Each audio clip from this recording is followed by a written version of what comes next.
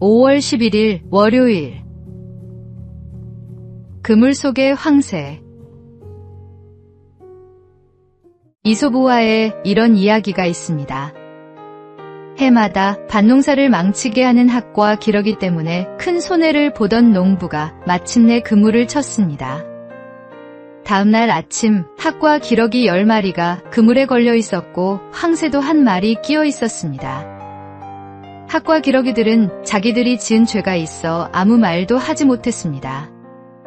그런데 황새만은 달랐습니다.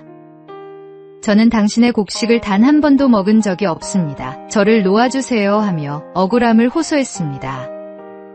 그러자 농부가 말했습니다. 내가 잘못이 없다 해도 도둑들과 같이 있었다는 것만으로도 충분히 죄가 된다.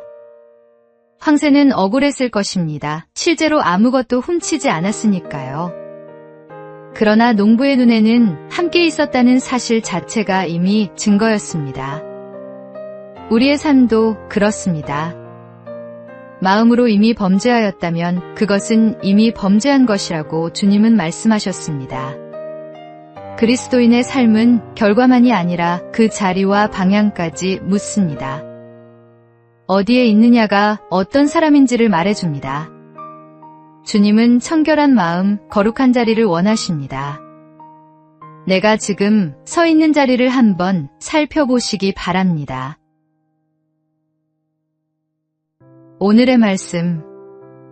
음행과 온갖 더러운 것과 탐욕은 너희 중에서 그 이름조차도 부르지 말라. 이는 성도에게 마땅한 바니라. 오늘의 만나. 오늘 내가 서 있는 자리가 하나님 앞에 부끄럽지 않은 자리인지 돌아보십시오.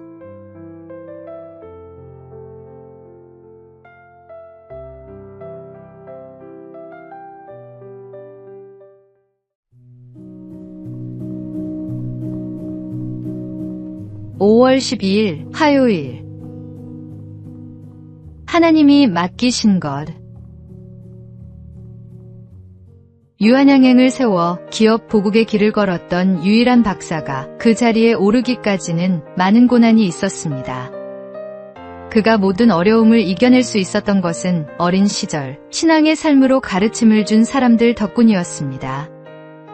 그는 1895년 평양에서 태어나 9살에 홀로 미국 땅을 밟았습니다. 그를 거두어준 것은 네브래스카주의 친례교 신자 테프트 자매였습니다. 그들은 아침마다 성경을 읽고 기도한 뒤 밭에서 하루 종일 일하는 검소한 삶으로 기독교의 노동윤리를 몸소 실천했습니다. 어린 유이라는 그 모습을 눈에 담으며 자랐고 하나님 앞에서 정직하게 맡은 일에 최선을 다하라는 가르침이 그의 삶 전체를 관통하는 신념이 되었습니다. 그는 미국에서의 성공에 머물지 않았습니다. 자신의 재산을 하나님이 맡기신 것으로 여기고 고국으로 돌아와 유한양행을 세웠습니다. 1969년에는 경영권 상속을 포기하고 전문 경영인에게 사장직을 물려주었으며 세상을 떠날 때 전 재산을 사회에 환원했습니다. 그의 이름은 오늘도 수많은 사람의 가슴 속에 살아 있습니다. 하나님이 맡기신 것에 끝까지 충성했던 사람으로. 오늘의 말씀. 나와 내 백성이 무엇이기에 이처럼 즐거운 마음으로 드릴 힘이 있었나이까. 모든 것이 주께로 말미암았사오니 우리가 주의 손에서 받은 것으로 주께 드렸을 뿐이니이다. 오늘의 만나. 오늘 내 손에 쥔 것이 내 것입니까? 맡겨진 것입니까? 맡겨진 것임을 아는 사람만이 비로소 그것을 아름답게 쓸 수 있습니다.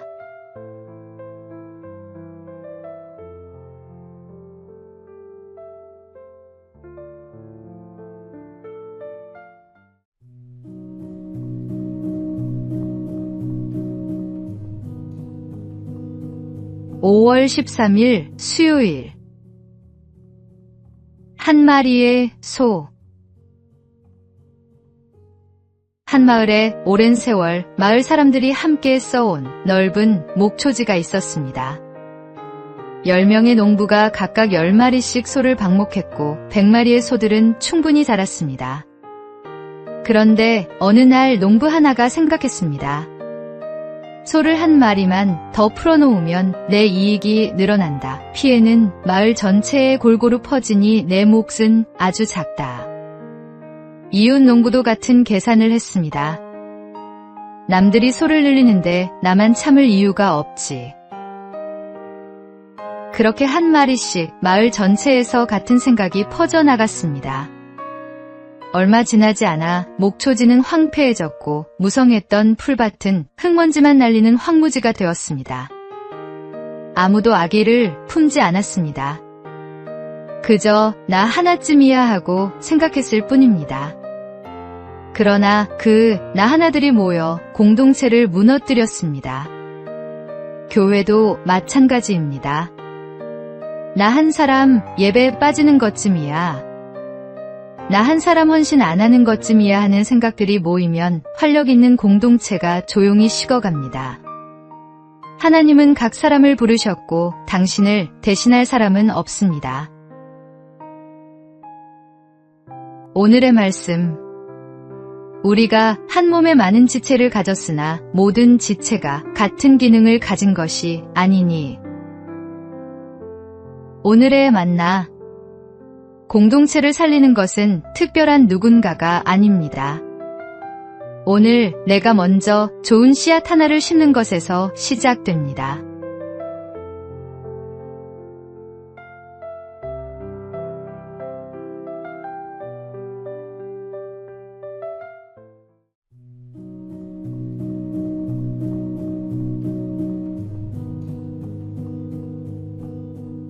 (5월 14일) 목요일. 공중의 새를 보라. 공원을 걷다가 나무 위에 앉은 새를 한참 바라본 적 있으십니까? 최근 2030 세대를 중심으로 탐조라는 취미가 조용히 번지고 있습니다. 새를 있는 그대로 관찰하고 바라보는 활동입니다. 캐나다 토론토 베이크레스트 병원 연구진이 흥미로운 사실을 발견했습니다. 새를 오래 관찰해온 사람일수록 예리한 집중력과 뛰어난 기억력을 갖고 있었습니다. 수많은 새의 종류를 구분하려면 생김새, 색깔, 울음소리 같은 작은 단서를 끊임없이 관찰하고 기억해야 합니다. 이 복합적인 활동이 나이가 들수록 약해지는 인지 기능을 붙들어준다고 연구진은 설명합니다. 그런데 새를 바라보는 일은 단순한 두뇌 훈련이 아닙니다. 예수님은 염려로 가득한 제자들에게 말씀하셨습니다. 심지도 않고 거두지도 않는 저 작은 새조차 하늘 아버지께서 기르신다고. 그리고 이렇게 물으셨습니다. 너희는 이것들보다 귀하지 아니하냐? 새 한 마리도 그냥 지나치지 않으시는 하나님이라면 우리의 삶은 더욱더 그분의 손 안에 있습니다. 염려를 내려놓고 잠시 하늘을 올려다 보십시오. 저 작은 새를 기르시는 분이 오늘도 당신을 돌보고 계십니다. 오늘의 말씀. 공중의 새를 보라. 심지도 않고 거두지도 않고 창고에 모아들이지도 아니하되 너희 하늘 아버지께서 기르시나니 너희는 이것들보다 귀하지 아니하냐. 오늘의 만나. 오늘 마음을 짓누르는 염려가 있다면 잠시 하늘을 올려다 보십시오. 당신을 기르시는 하나님이 오늘도 여기 계십니다.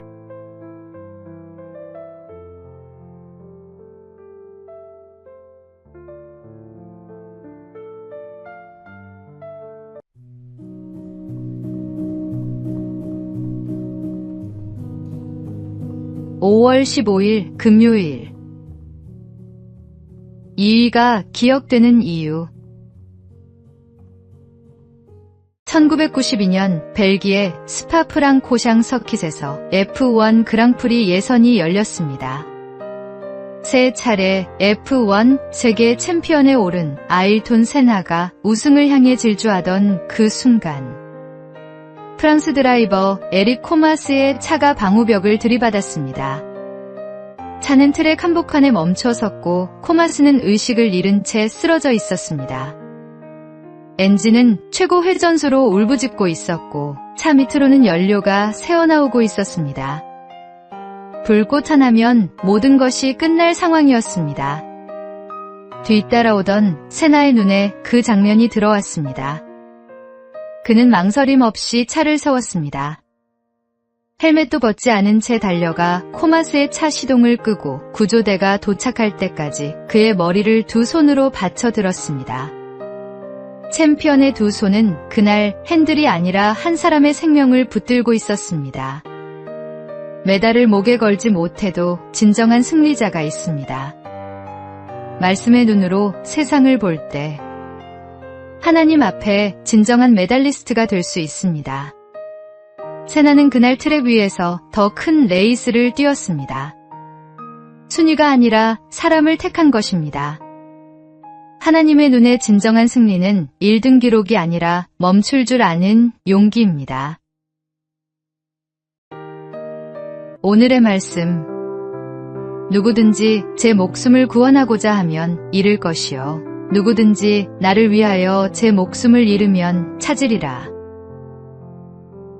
오늘의 만나. 오늘 내 앞에 멈춰야 할 순간이 있다면 주저하지 마십시오. 그 선택이 하나님 앞에 가장 빛나는 순간입니다.